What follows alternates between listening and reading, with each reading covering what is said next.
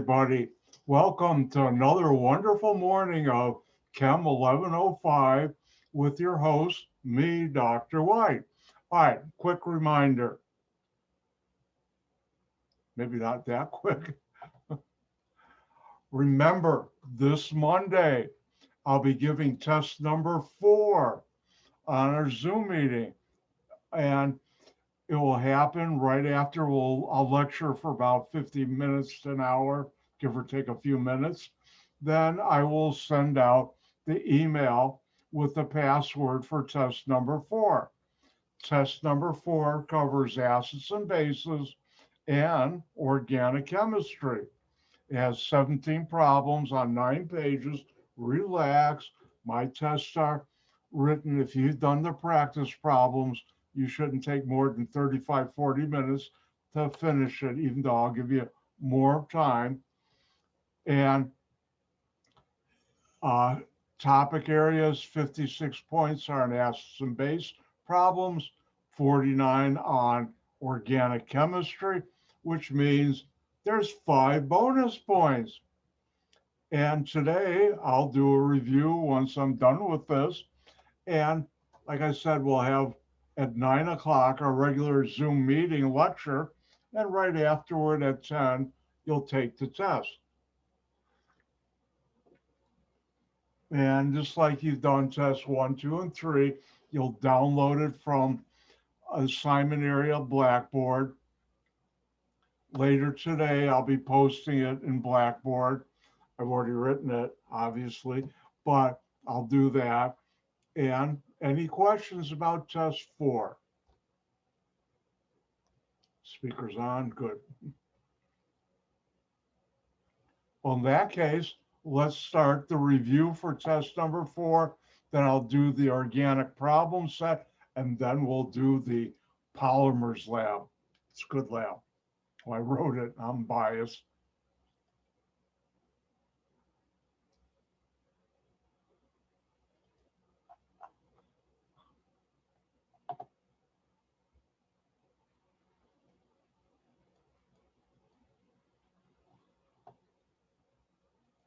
All right, thumbs up, people. Do you see review test number 4 on your screen right now?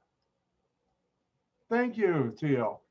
All right, let's talk about acids and bases.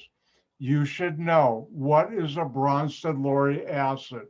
And in red, the best thing to remember is it's a proton donor. Acid, proton donor. What's a Bronsted-Lowry base? In red, proton acceptor.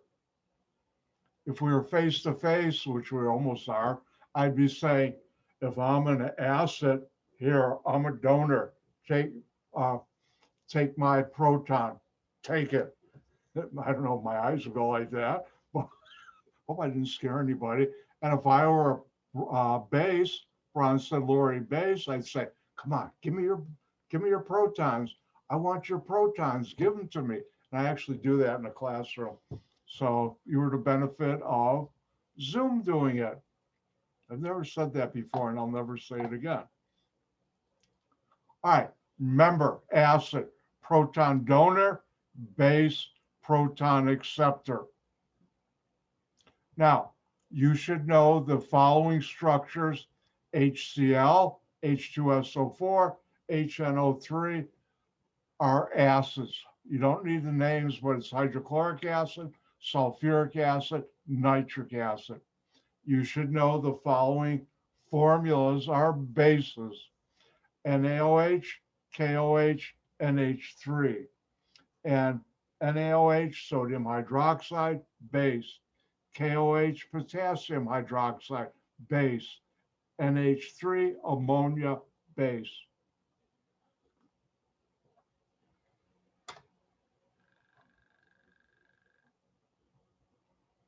Now, important concept is water can react with itself. It's called the dissociation of water, and it forms the hydronium ion I'm getting ahead of myself, H3O plus, and I'll never ask you what's the name of that, but I used it enough in class, so identify it, and OH minus, the hydroxide. And KW, I wish it was named after, but those are my initials, so I can think it's really mine, but it's not, is the ionization constant for water.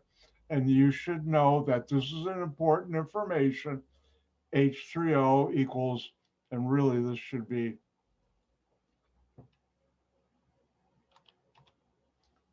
1.0 times 10 to the minus fourth. So hydronium ion concentration, when you put something in a bracket, that's moles per liter or concentration times hydroxide equal 1.0 times 10 to the minus 14. And if you remember the acid-base problem set, we use this to solve for H3O plus if we were given AOH minus. Now, acid or acidic solution, that's when the hydronium ion concentration is higher or greater than the hydroxide ion concentration. Basic solution is when the hydroxide ion concentration is greater than the hydronium ion concentration. Now, it's sometimes called alkaline solution. I'll never ask that on tests. Ooh, I gave away something. Shucks. I can't remember the last time I said shucks. Well, it was 20 seconds ago. All right, finally, neutral solution, a solution in which the hydroxide ion concentration equals the hydronium ion concentration. Remember, what you're seeing on the screen now is available in the lecture folder of Blackboard, conveniently secretly named Test 4 Review. Now, it's hard to consider these numbers. It's easier to use what's called the pH concept. And the pH concept is a scale of small numbers that's used to specify the molar hydronium ion concentration, say that 5 times quickly, in an aqueous solution, meaning water. You know that. And you should know how to use the following. This will be given to you in important information test number 4. In fact, I'll open that up in a little while. pH equal minus the log of the hydronium ion concentration. If the hydronium ion concentration, and this is my special gift to you, is 1.0 times 10 to the minus x, the first part has to be 1.0, then the pH is x.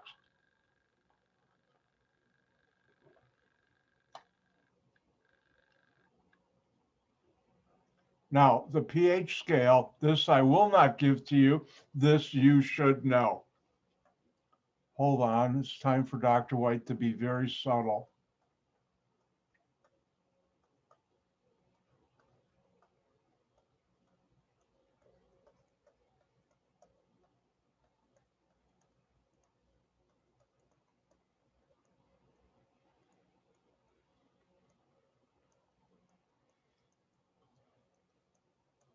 See, I even wrote here, important. And when I was a student, if I wrote in the left margin a couple stars, I knew that was something I better know. If I had a couple stars in IMP with an arrow, I know I really better know this, and you really better know this. pH scale goes from 0 to 14, never less than 0, more than 14. At pH 7, you're neutral. Hydronium ion concentration equals the hydroxide. At pH less than 0, lower than, you're acidic. The closer to 0, the more acidic. That means hydronium is greater than hydroxide. pH above 7, you're basic. That means hydroxide greater than hydronium ion concentration. Closer to 14, the more basic. Now, like I said, pH is a scale that goes from 0 to 14. The lower the pH, the more acidic a solution is. The higher the pH value, the more basic. Now, I point here This is a logarithmic scale. What that means is pH 5 and pH 6 don't differ by 1, they differ by a power of 10. pH 7, pH 9, there's a difference of 100, even though numerically it's 2. In fact, one of my patents, I had to teach my lawyer, the company I was working at, the lawyer we were using to fight the patent examiner, just that very point, that pH is logarithmic powers of 10. And because of that, I got it. My patent was approved, or application. All right, now when we talk about buffer solutions, a buffer is a solution that resists major changes in pH. And for my class, that means the pH does not change. I'll say that again. For my class, a buffer solution is a solution where the pH doesn't change when small amounts of an acid and base are added to it. And we went through a problem like that last week, or this week. Finally, for acids and bases, titrations. And you've done 2 of them in Beyond Lab Z, at least I hope you did. And at neutralization, that's when the pH indicator changes color, moles of acid equals moles of base. For monoprotic acids, only 1 proton, which I am doing for this class. You know that milliliters of acid times molarity of acid equals milliliters of acid times milliliters of base times molarity of base. You'll be given 3 of these, both milliliters and either the molarity of acid or the molarity of base, and then you solve for the molarity of the acid or base you weren't given. No, we did that. Now, my favorite part of chemistry, but I'm real biased, is organic chemistry. Yes, and organic chemistry, the most important thing is the carbon atom, and it has 4 valence electrons. Oh, something in red.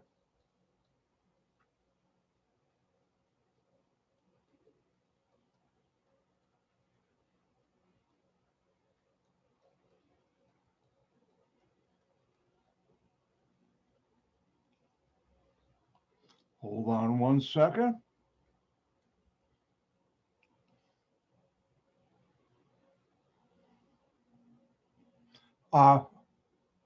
Jada, if you're having internet problems, leave. That's why I post YouTube in case anybody does have that. What was it, last fall? Once while I was lecturing, my internet went out. And that was not a happy time for Dr. White, me. But if you can, if something happens technical, don't worry. I know you were here today. All right, let's continue. You should know there are always 4 bonds to carbon.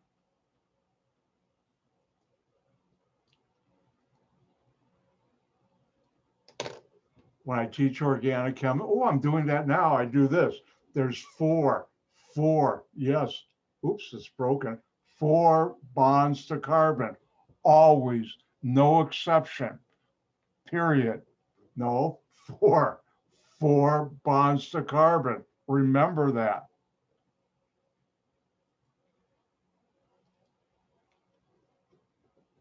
And carbon can bond to other elements and itself, quite unique, and can form chains with and without branches and rings, which you don't have to know. All right, you should know, what is a hydrocarbon? It's a molecule with only carbon hydrogen atoms. And there are 2 types of hydrocarbons you should know. First one is saturated hydrocarbon. Because it's a hydrocarbon, it's a molecule with only carbon hydrogen atoms, and in which all carbon-carbon bonds are single bonds. And you can tell a single bond by 1 line, wrong color. right color. We don't do Lewis structures. Each line represents a single bond, two electrons, one pair being shared. That's the saturated. Unsaturated hydrocarbon are molecules with only carbon, hydrogen atoms that contain one or more carbon-carbon multiple bonds. Double bond, two lines, triple bond, three lines. Oh, by the way, Mother Nature, you will never find anywhere in nature a triple bond. That's something organic chemists came up all by themselves.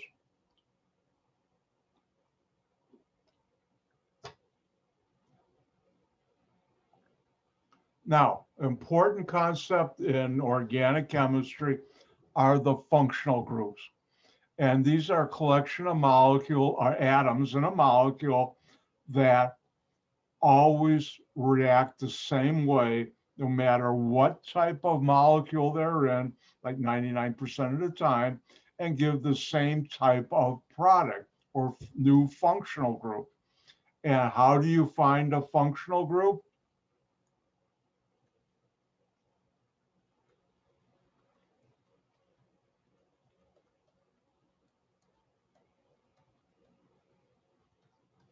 Boy, I'm really being subtle today.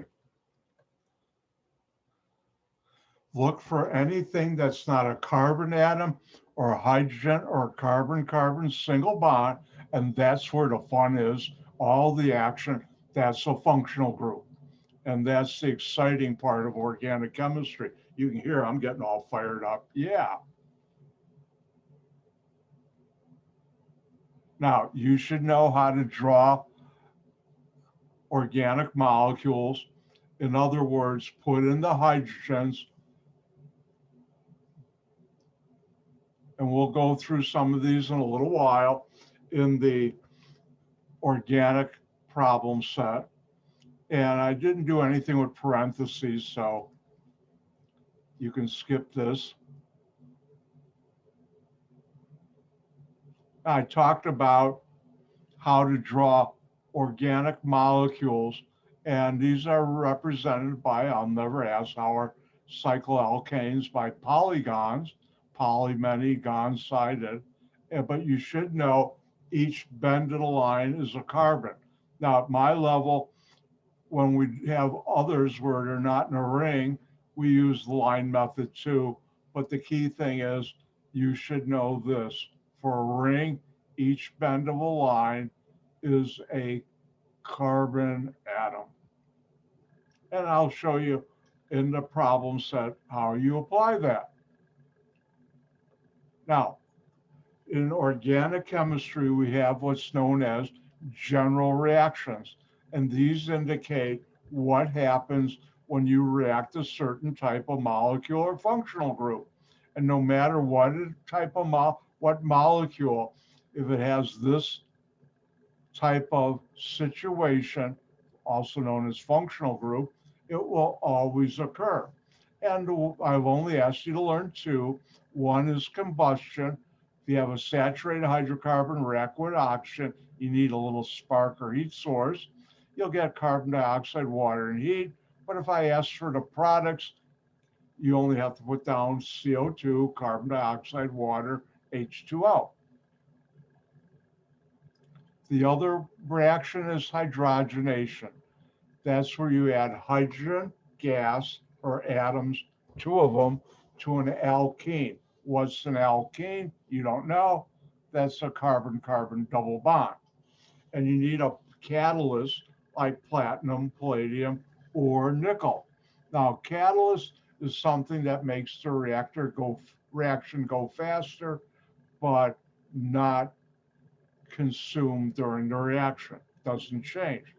If you have any double bond and you react it with hydrogen and a catalyst, where the catalyst can be platinum, palladium, or nickel.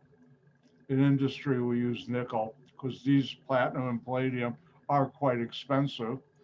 Drug companies can, chemical companies can't because of the price margins.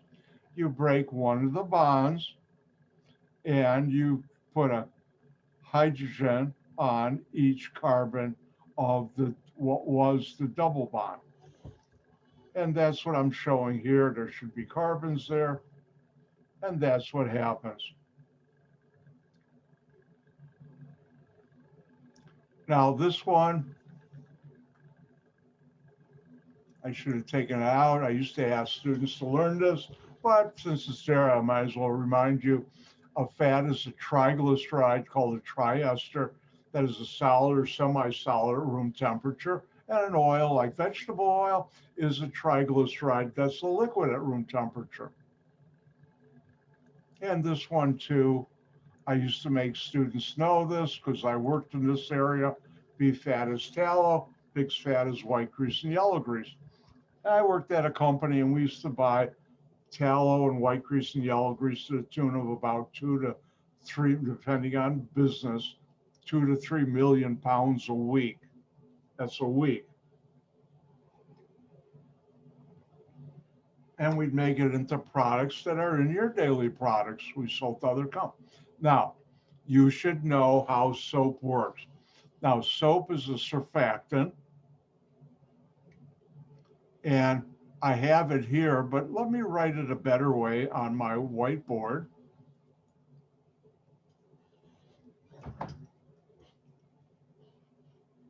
But first, a little subtle hint.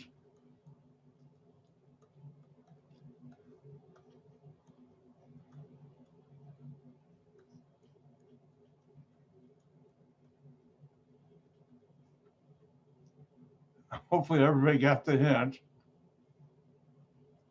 Aren't you glad I can be subtle? All right.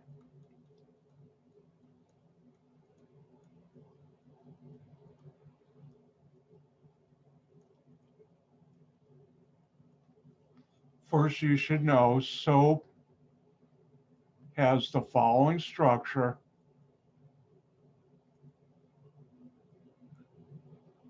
Nonpolar tail,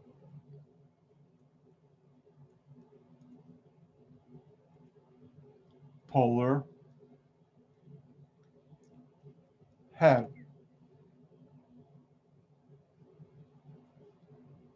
When you try and clean something, what are you trying to clean?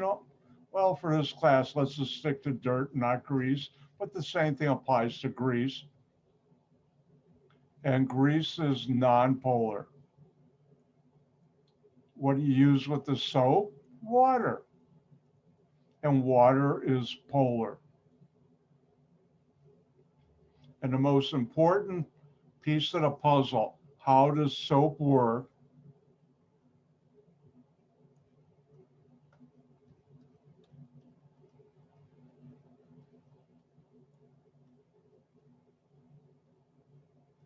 Is like dissolves like, which is why it's in a much larger font.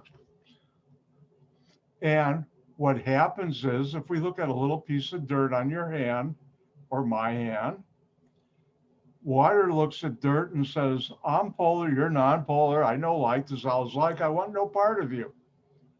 But if you use water and soap, the soap tails, which are non-polar, are attracted to the dirt, and they use a lot of soap molecules when you wash your hands.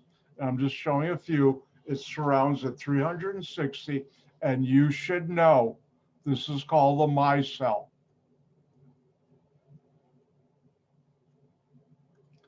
And now the only thing water can see is the polar heads surrounding the dirt.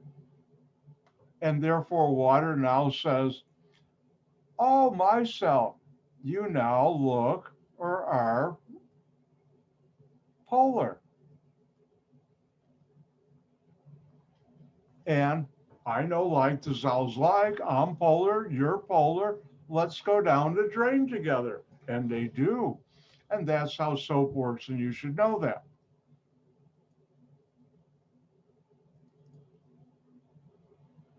And here's a better picture of micelle with a section cut out so you can see in the center is the dirt.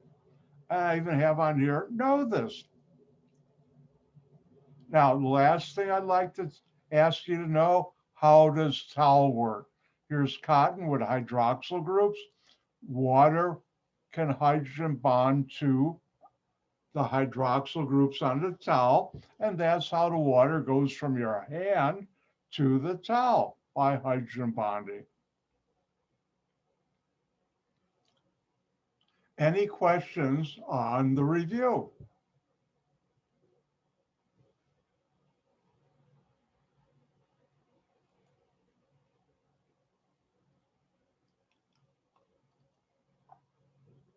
All right, let's do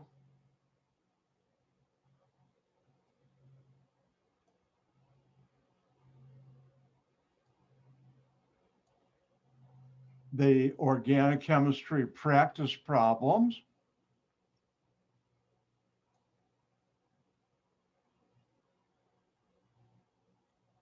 All right, thumbs up, people. Do you see the practice problems on your screen?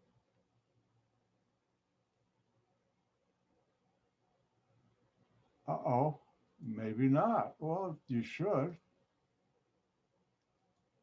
Thank you, Yvette. All right, one, what is a hydrocarbon? It's a molecule with only carbon, hydrogen atoms. What's a saturated hydrocarbon? It's a molecule with only carbon, hydrogen atoms and only carbon-carbon single bonds. And notice I use shorthand or just draw the structures. You can too. What is an unsaturated hydrocarbon molecule?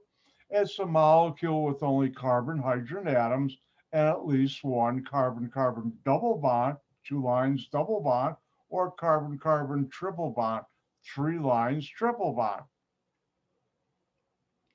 And you know what I'm going to do for question 4? Yep.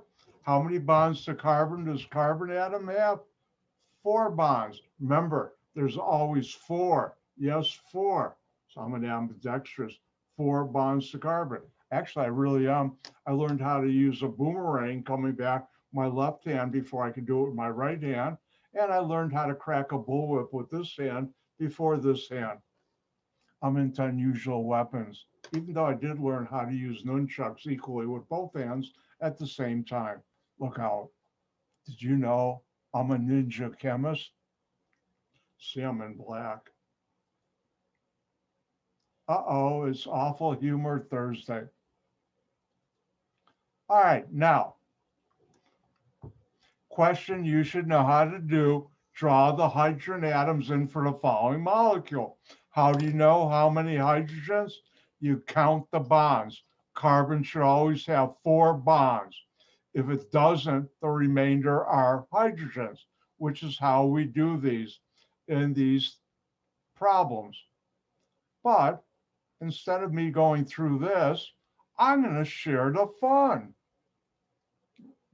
Wrong place.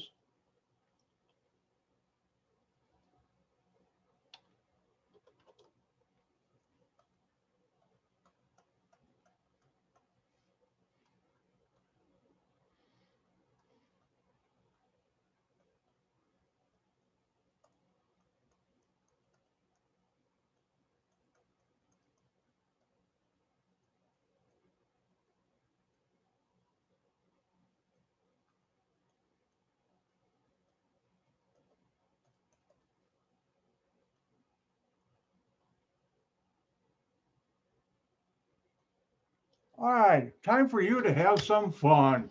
Draw in the hydrogen atoms in 3 points each. Your turn. Go ahead and draw. Remember, there are 4 bonds to carbon.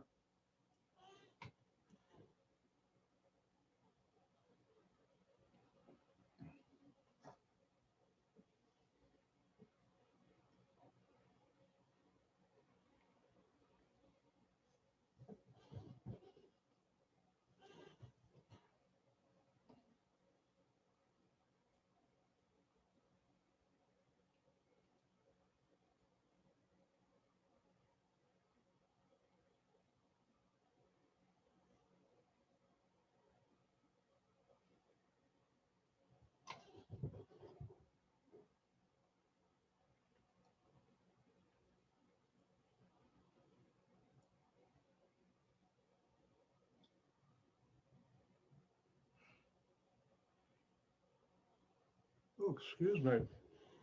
I don't know why I'm yawning. I got a good night's sleep. I got almost a full 5 hours sleep. And for me, that's a good night's sleep. Has been since I've been about 6 or 7.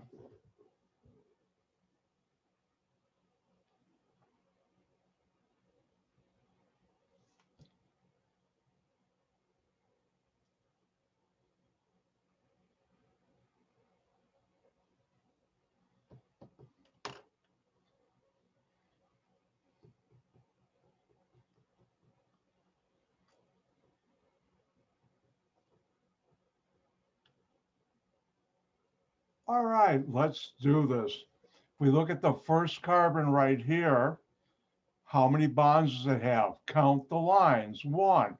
But there should be 4 bonds to carbon. The remainder are hydrogens.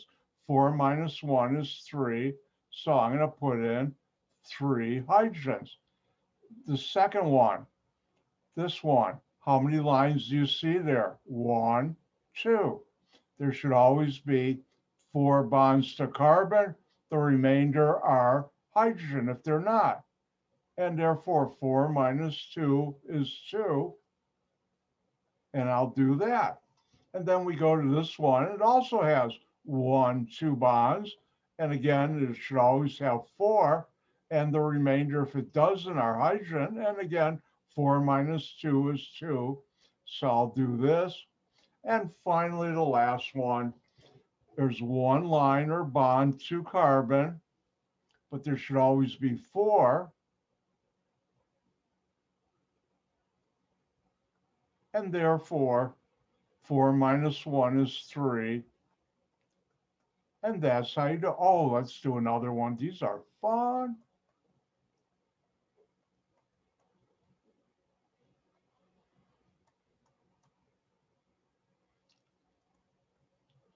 And here, have fun.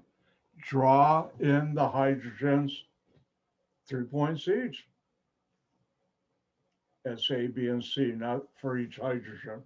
Wow, that would be dangerous to your grade.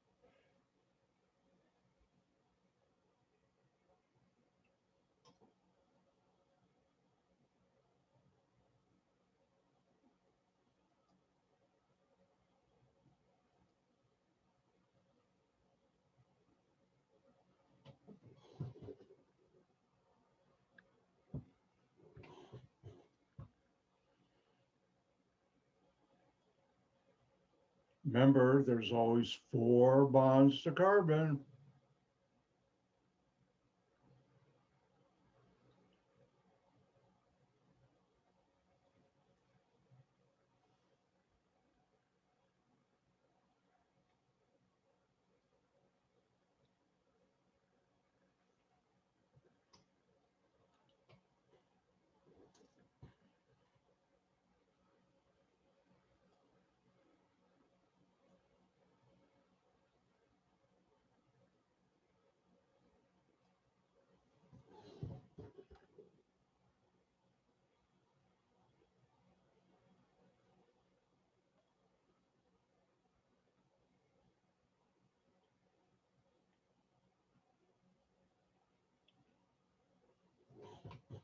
I'll give you a little more time to finish up.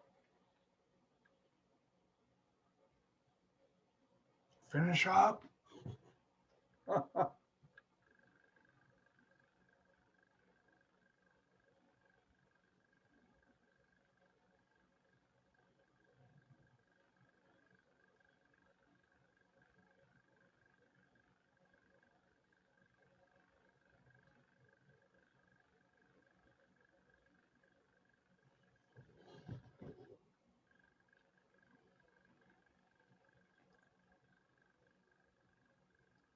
All right, let's do this. There's always four, yes, four bonds to carbon. If we look at this first carbon, it has one bond. 4 minus 1 is 3. If we look at this carbon, it has 1, 2, 3 bonds. 4 minus 3 is 1. This carbon has one carbon, one bond to it, and 4 minus 1 is 3. Same thing here, one bond to it, one line, and same thing above, one line should have 4 bonds. You only see one, so 4 minus 3 is 1. Ooh, this is an interesting one. This one. How many bonds does it have? 1, 2, 3, 4. Oh, 4 bonds. 4 minus 4 is 0. And therefore, I don't have to put any hydrogens there. So let's move on to the next one. This one. It's got 2 bonds. There should always be 4 bonds. 4 minus 2 means you put in 2 hydrogens. Now we're going to get in some exciting stuff. And this carbon, how many bonds does it have? Well, it has 1 here, but notice the double bond is 2. And 1 plus 2 is 3. Therefore, 4 minus 3 equal 1 hydrogen should be there. And then the last carbon at the end has only 2, and 4 minus 2 is 2. And that's how you put in hydrogens. And that's the skill you should know. And let me just do something so you don't get confused.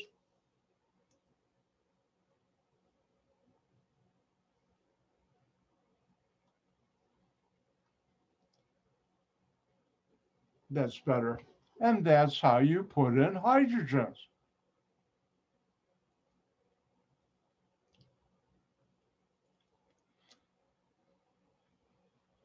Now, next you should know how to count how many carbon atoms in the following molecule. And if we look at A, count the letters C's. 1, 2, 3, 4, 5, 6, not hydrogens. Now, B is a little more interesting. How do you count the carbons here? Well, I can count the letter C, carbon. 2 plus 4 is 6, up above and below. But what about in the ring? Every bend in a line is a carbon. 1, 2, 3, 4, 5, 6. So 6 plus 6 is 12. Oh, another ring. How many carbons in this ring or in the molecule? And count the C's. 1, 2, 3, 4, 5 carbons here. But the ring has carbons. Every bend in a line is carbon. 1, 2, 3, 4, 5. You don't count the oxygen. So 5 plus 5 is 10. And here, if we look at D, this molecule is called benzene. And how many carbons? Don't look at the lines, look at the bends. 1, 2, 3, 4, 5, 6. And if we look at E, how many carbons? Not oxygens, carbons. Count the letters C, 1, 2, 3, 4. And that's how you do it. Now, numbers, let's do one for you too.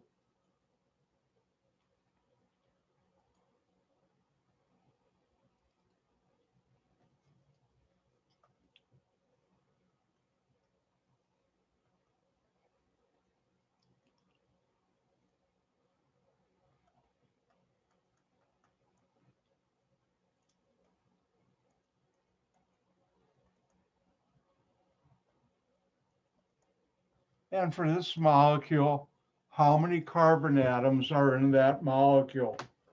3 points each.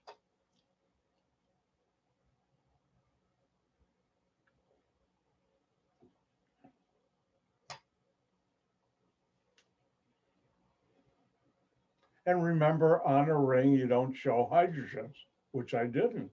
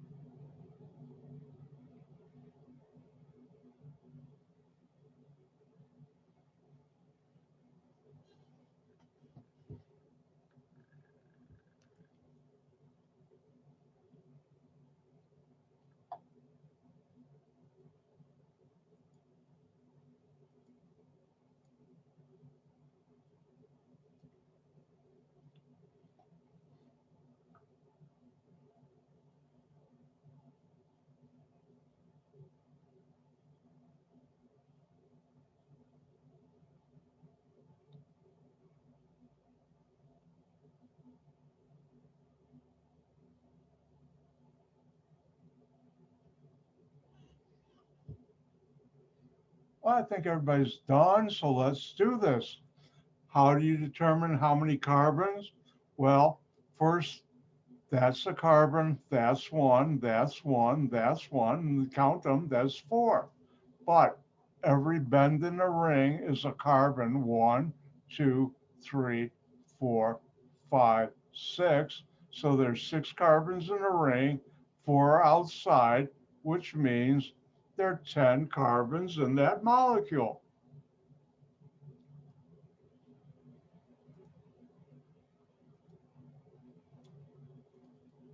Now, next thing, you should know how to circle functional groups. And that's anything with a carbon attached to something else or in a double bond or triple bond. The way I remember it is look for what's not carbon or hydrogen or what's not a carbon-carbon single bond or carbon, what's not a carbon-carbon single bond. And here, oxygen to these carbons, it's called an ether functional group. Another oxygen double bond to this carbon with hydrogen, that's called a aldehyde. You don't have to know the names, but I like saying them because I do. And if we look here, different, oxygen with a hydrogen and a carbon, that's a functional group. It's called an alcohol. And here we have a nitrogen functional group, another nitrogen, carbon, oxygen here, functional group, carbon double bonded. And that's how you do functional groups. Now, the last thing you should know is give the reaction products to the following. How do you do that? You identify what you're looking at. And here, this is a saturated hydrocarbon. You're reacting with oxygen. Whenever you do that, you get CO2 and water. Oh, look, a different molecule with 8 carbons, but it's only carbon-carbon single bonds and carbon-hydrogen. So it's saturated hydrocarbon reacting with oxygen. Guess what? You get CO2 and water. Oops, this one fell off. C, the answer is this is a saturated hydrocarbon, and you get CO2 and water. Now, do you have to write the general equation underneath? No.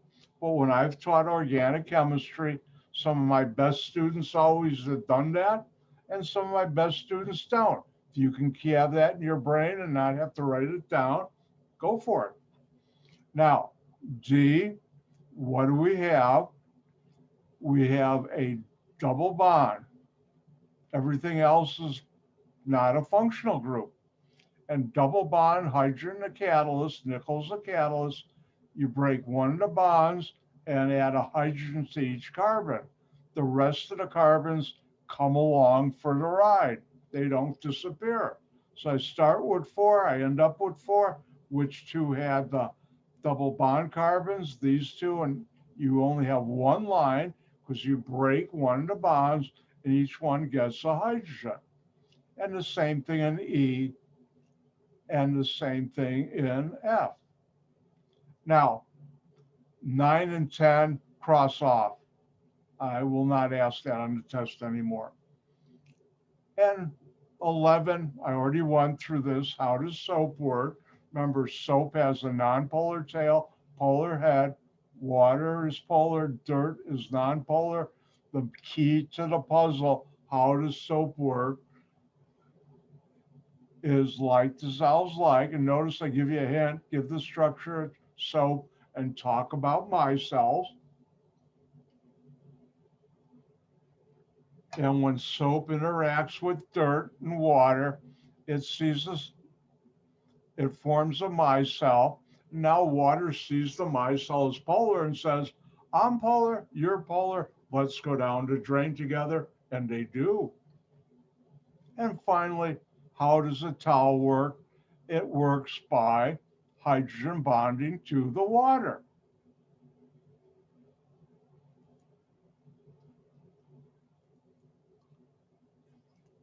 And let me have you try one thing, have a little fun.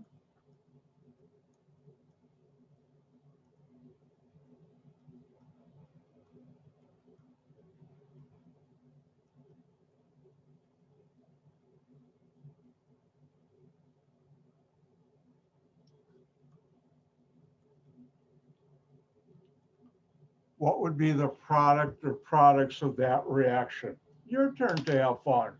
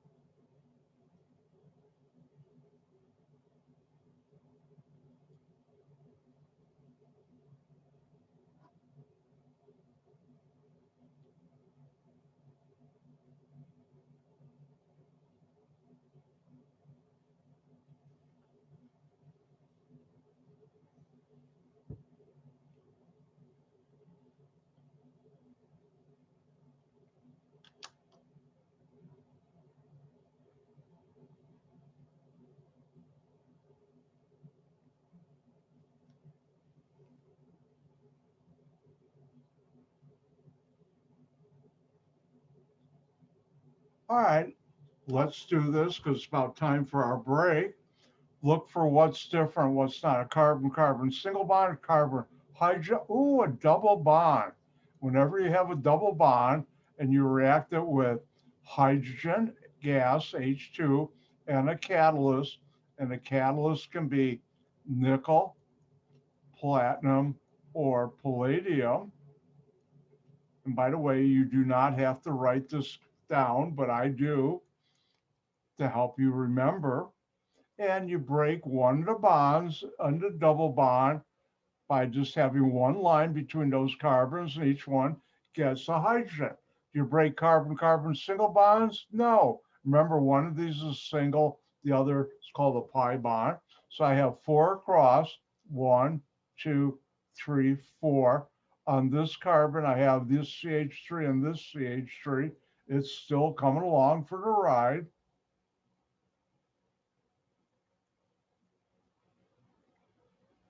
Notice I broke one of the bonds there of the double bond, and each hydrogen, each carbon gets a hydrogen, and I know there are 4 bonds to carbon, so I can put in the rest, and that's the answer. Oh no, I went over. Oh, woe is me. Uh, let's take a 5-minute break, come back at 9:57, and we'll start the lab. I'll see you in 5 minutes. I'm gonna get up and stretch.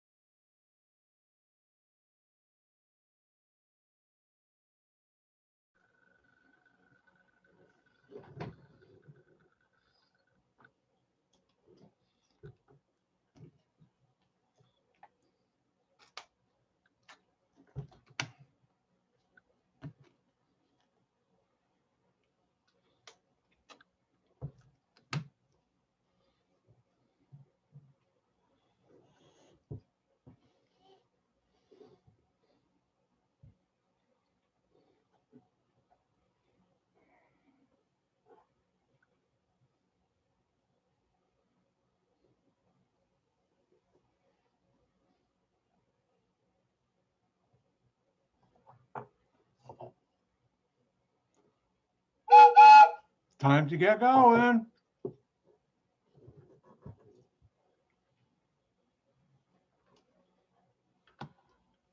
All right. It's second to last lab. This semester, this summer went woof. It's going too quick. But I'd rather have it go whoop than slow. So hopefully it's going quick for you. All right. Today's lab deals with organic chemistry. Yay. And it's an area I know quite well because I have about 6 US patents in this area. Yeah, I think 6. And what is that area? It's polymers. Does everybody see polymers on your screen? Thumbs up, people. Any thumbs up, people out there today? Thank you. All right, what's a polymer?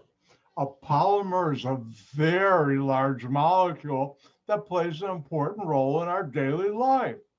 Now, the word polymer, which I won't ask on a test, comes from the word poly, meaning many, and the word mer, units, or single unit. And polymers are very large molecules made up of many repeating units of same type of atoms. How many of you have ever been stuck at a train crossing with a real long freight train? And it has boxcar after boxcar after boxcar. I don't want to fall over, but it's just the same boxcars or looks the same forever and ever. Well, polymers like that, but instead of boxcars, they're groupings of atoms that are linked together. Now, what's an example?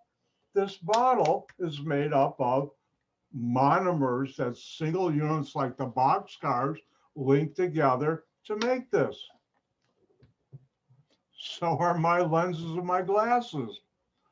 So is the plastic on my mouth. By the way, I got a fancy Death Eater mouse that I have changing color like that.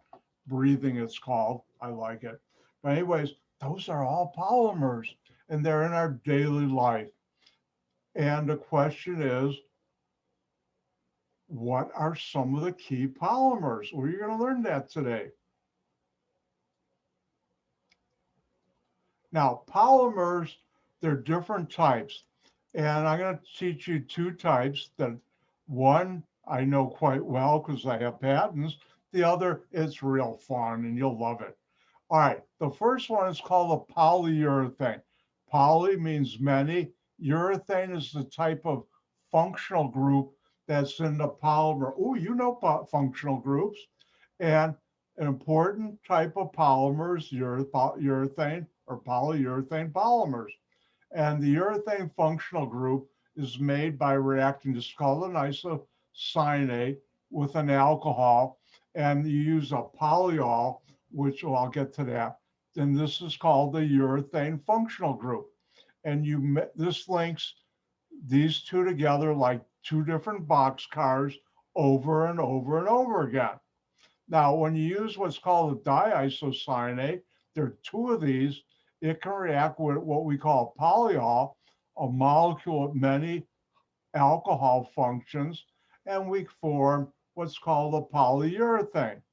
And this is very exothermic reaction.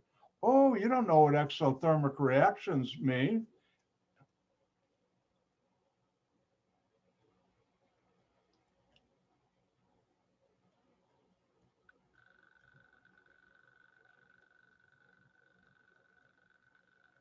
It gives off heat. In other words, it gets hot.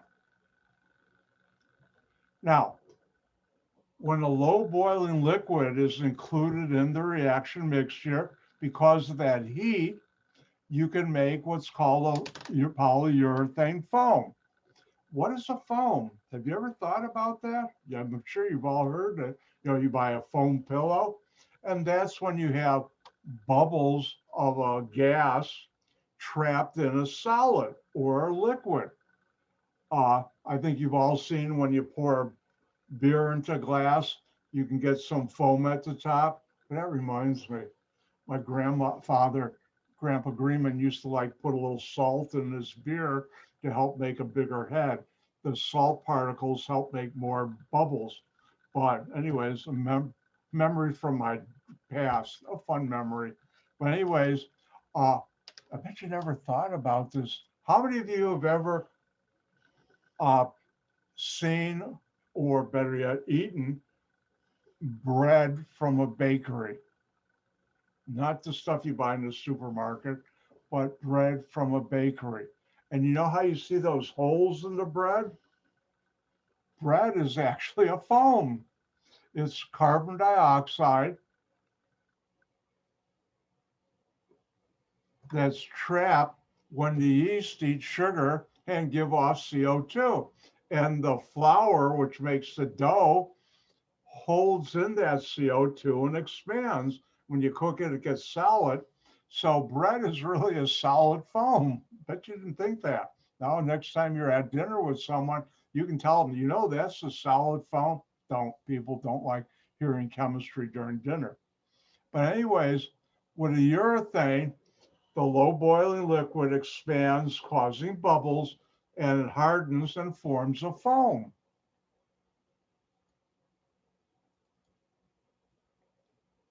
And we call this a polyurethane foam. Now, in this lab, your instructor will demonstrate, well, we're not face to face. Now, when we make foams, these are used for insulation, and a lot of times when you make a new home, when you're making a house, the walls and things are used, you put this foam insulation on there. You can actually spray it on there and it hardens so quick, it insulates the walls. Now, because people who make homes are not always the best educated, the urethane foam industry came up with a great idea. They have two sides, or packages they sell, or drums. One's called A and the other is B side of the formulation. Now, what's an A side? What's the B side? Time for whiteboard time. The A side contains the isocyanate.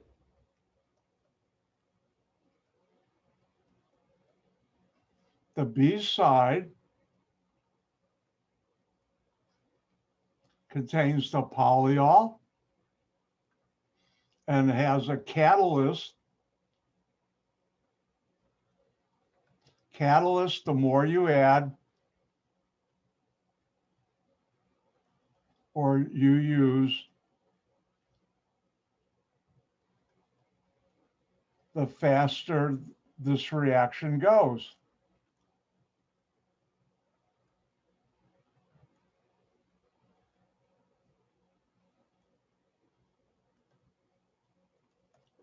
And if you want it to cure real quick, use a lot of catalyst. If you want it to go real slow, use a small amount.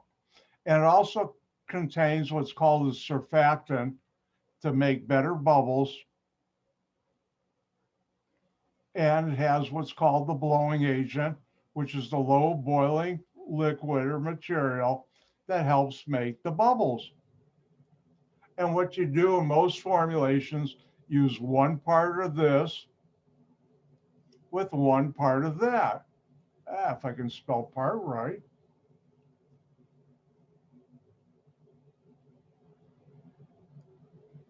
Some formulations are a little different, but most of them are one part, whether it's by weight or volume of A side, with one part B side. Now, if we were doing this in the lab, which we have done at COD, I have them order these things. You buy an A and B side, it's already mixed up for you. We always wear goggles and gloves, but I also reinforce it here. In a plastic cup, you'd weigh out 10 grams of A side, the isocyanate, and in a beaker, you'd put out 10 grams of the B side.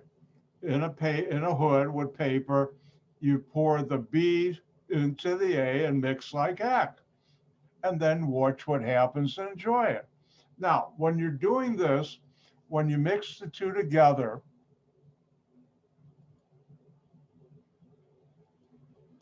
the BA side, because it's for foam insulation, or also it's used for refrigerators. How many of you have ever seen an old refrigerator from the 1940s or 50s?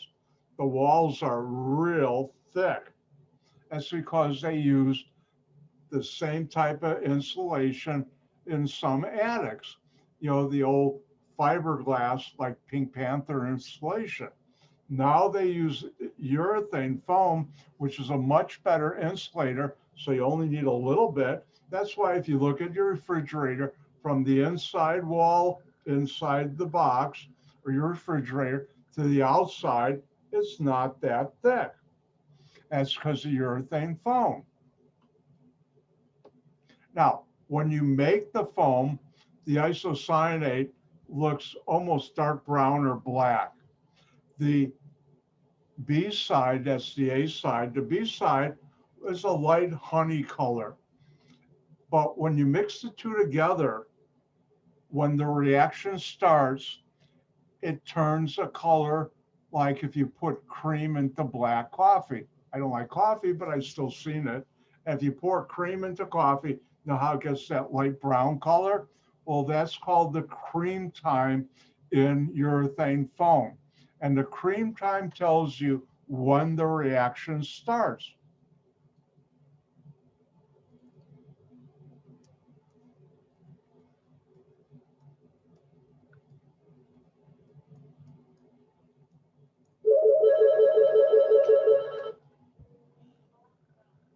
Uh, 3 more rigs, 2 more.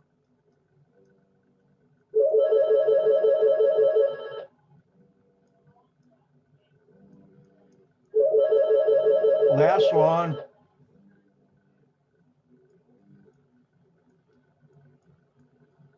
So cream time tells me when the reaction starts, and you measure that in seconds usually.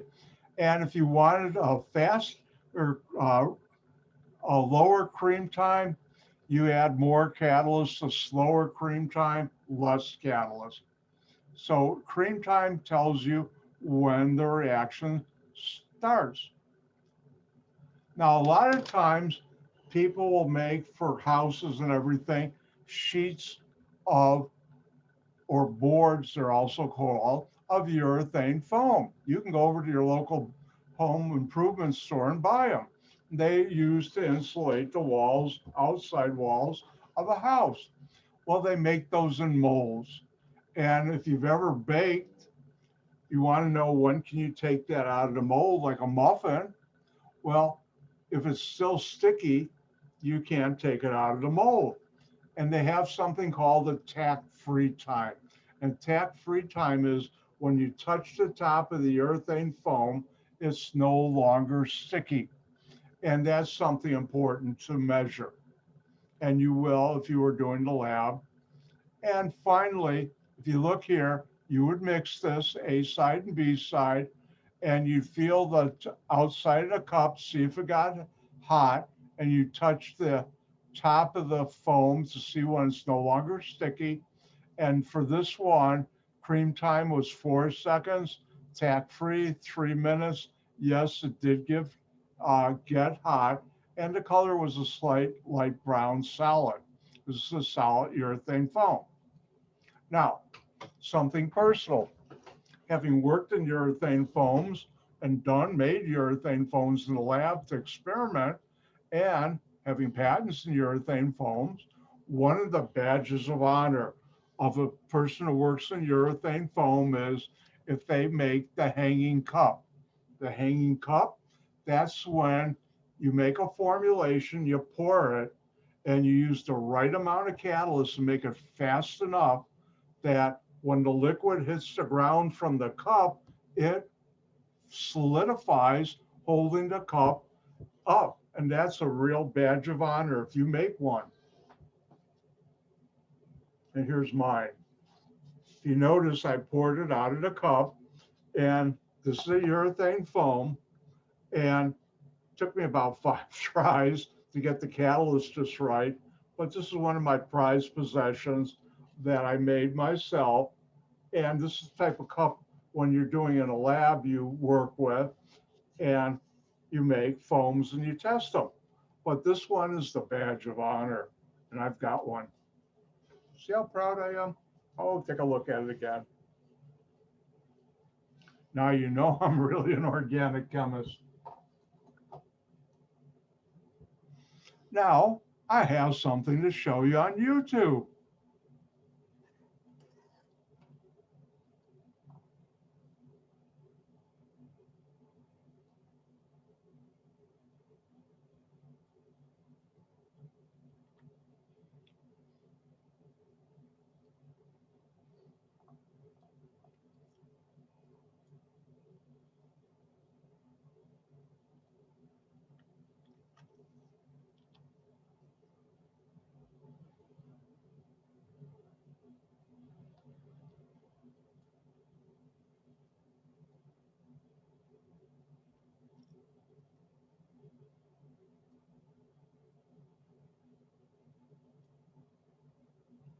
Today we're going to talk about molding foam. Specifically today we have a 3 pound per cubic foot molding foam that we want to discuss some of its attributes.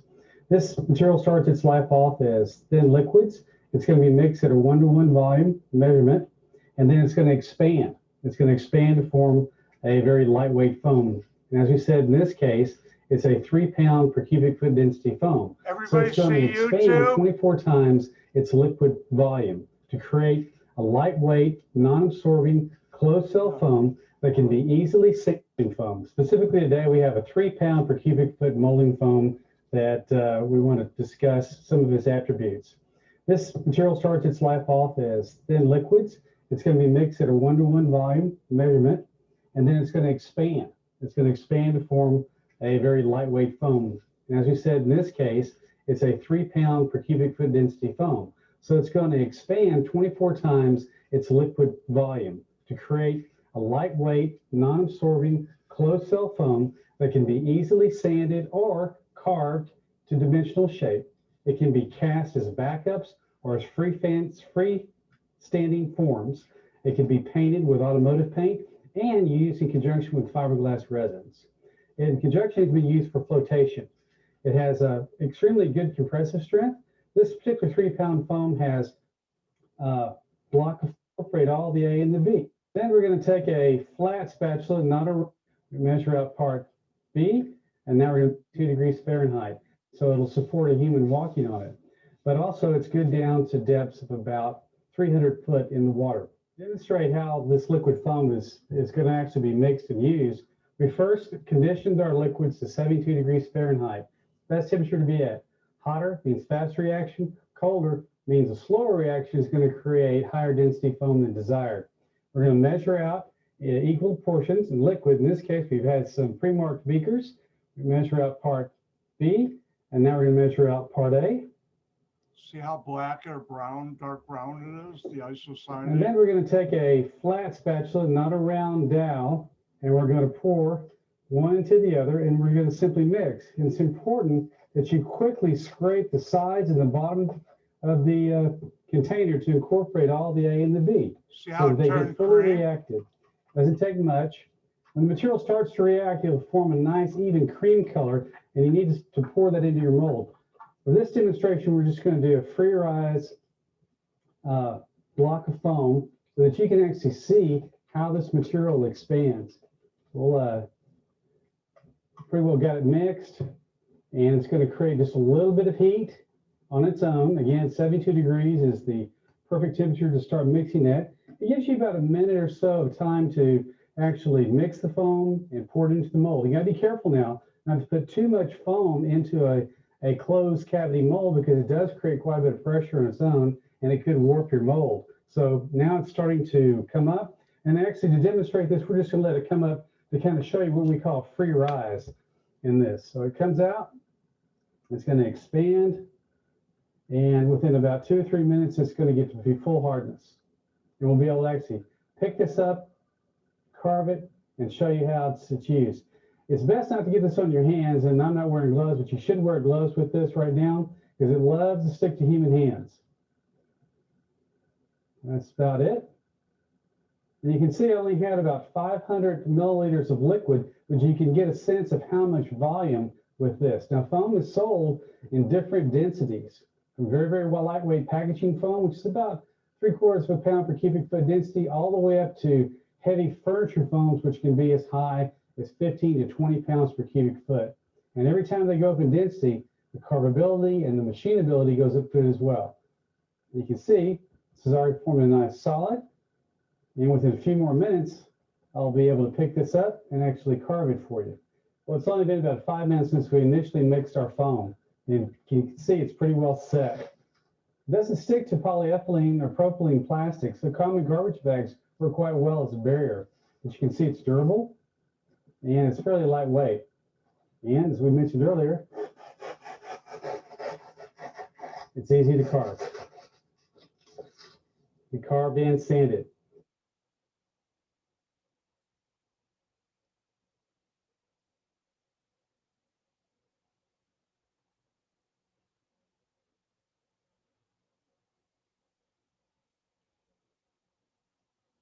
And what he had was very low density, a lot of blowing agent in there. What I made with that cup was almost no blowing agent, high density.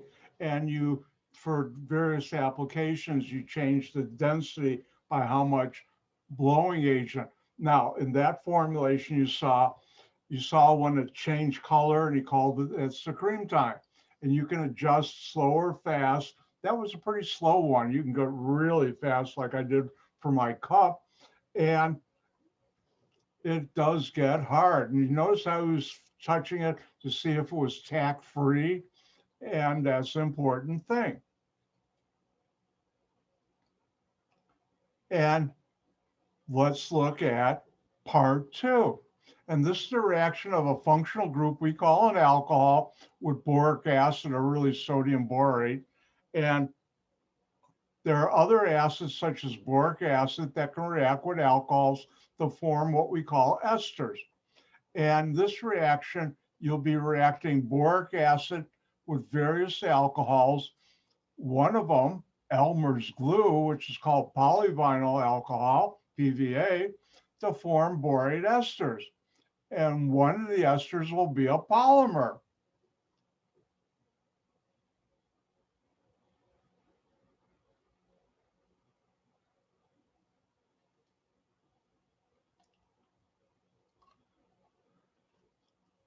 Now, let me move this back down here. This is an alcohol.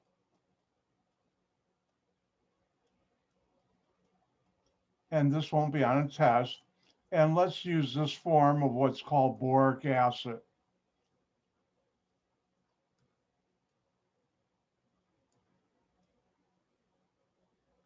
Now here you have what's known as the borate ester. And yes, I have a patent in these too, so I know them quite well. And depending on what R is, you get different borate esters. Now, polyvinyl alcohol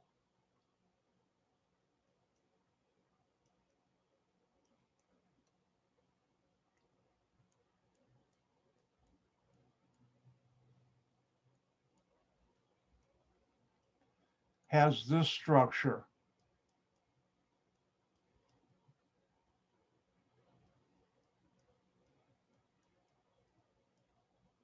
And N here is about 1 million. Think of a train with 1 million boxcars.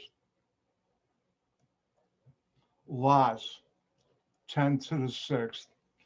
And this can react where you can have chains of this.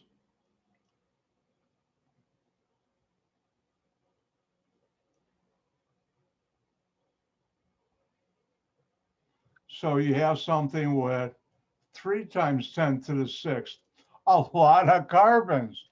Now, there's a an adage. It's usually true.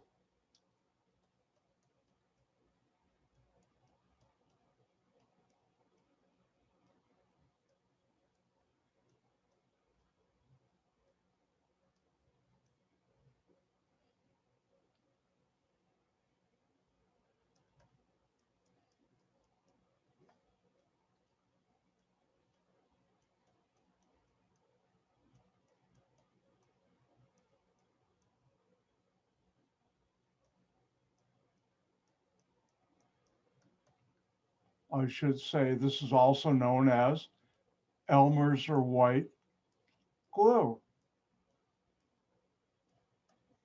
And the higher the molecular weight, the lower the water solubility. Now in this lab,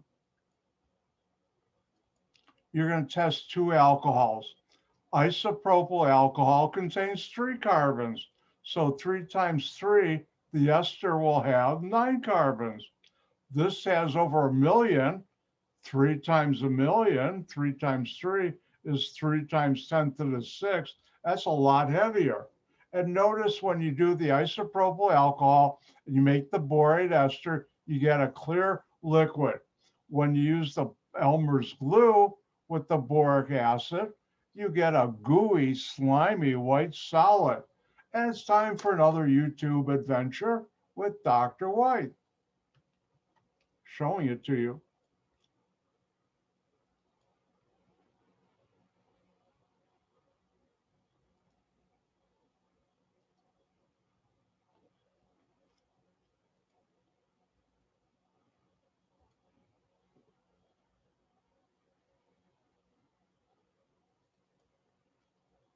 All right. Need your help? Thumbs up, people. Everybody see Google on the screen right now? Thank you.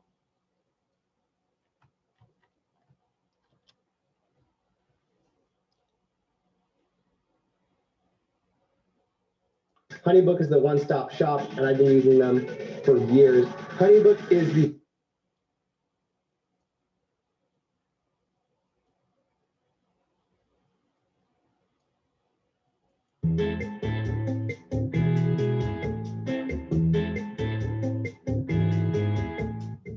Hi everyone, today I'm so excited to show you our favorite slime recipe.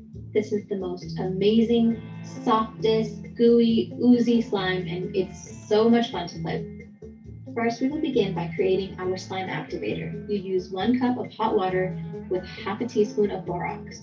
Borax is the boric acid. Make sure to stir it well so that you dissolve all the powder.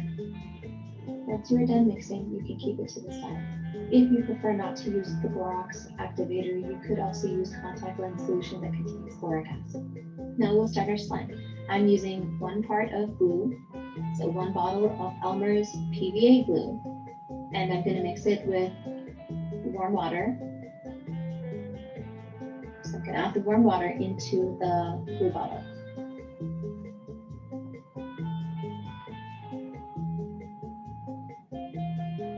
Now I'm going to close the top and I'm going to shake it. That will help spread the leftover glue inside. And open it up and add it to your mixture. Now just go ahead and mix it all together so that you don't end up with any clumps. You want a nice smooth mixture. I tend to keep on hand a bunch of ice cream sticks because they're the easiest to clean up afterwards and they do a great job of mixing.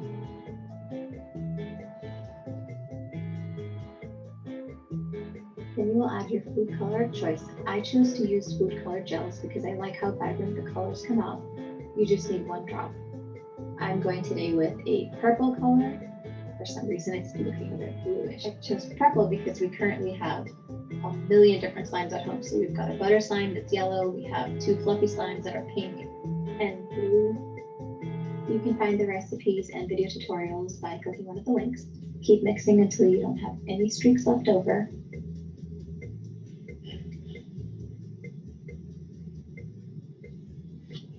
Now your borax mixture would have had time to dissolve, Make sure that you give it a good mix before you start adding it in.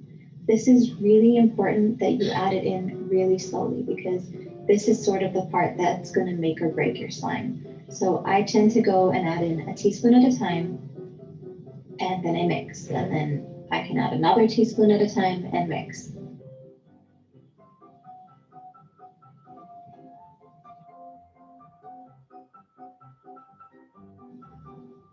You will see that it starts to sticking together.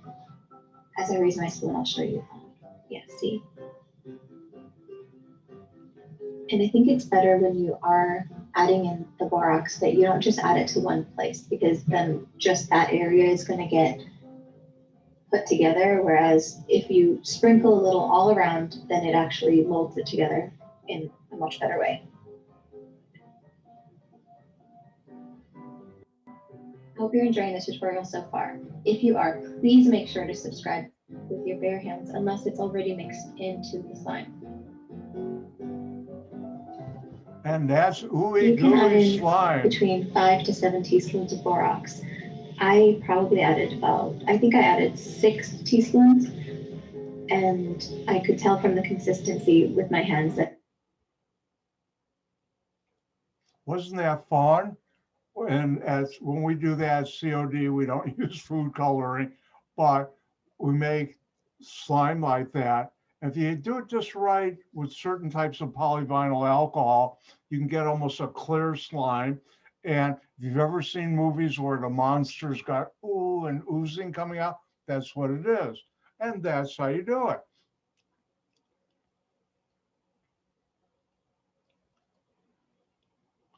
And notice with the isopropyl alcohol, you don't see any of that. But when you add the polyvinyl alcohol with the borax or boric acid, you see that gooey without the food dye white solid. And that's today's lab, and you got questions to answer. So with that, I'm done for today. Don't forget, Monday will be test number 4. Also, don't forget the hand in the lab that's due today, and don't forget this lab is due next Tuesday. And with that, I'm going to say have a great week, rest of the weekend. Gehen gesund. Be healthy. It's getting nasty out there again. Don't forget to wear your mask. If you haven't, really, you should get vaccinated. I got mine beginning of April. My second one, I think, or middle of April. And I'm one of those people, normal type shots, I get a bad reaction. I got nothing. And don't forget, thank you, Rain, the extra credit project is due by the end of the day on Monday. If you have any questions, did you do it right? Email me your extra credit project and I'll check it and tell you, no, you got to change this or it's all right. That way you can get 10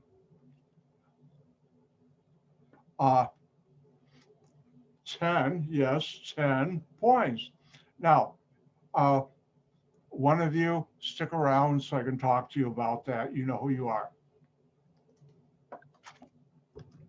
Thank you, Rain. I will, and you have a 1 too. I get the grade labs. Oh, yes. By Sunday sometime, I'll have caught up totally with all the labs being graded, and that will be in Blackboard. With that, gehen gesund. Goodbye.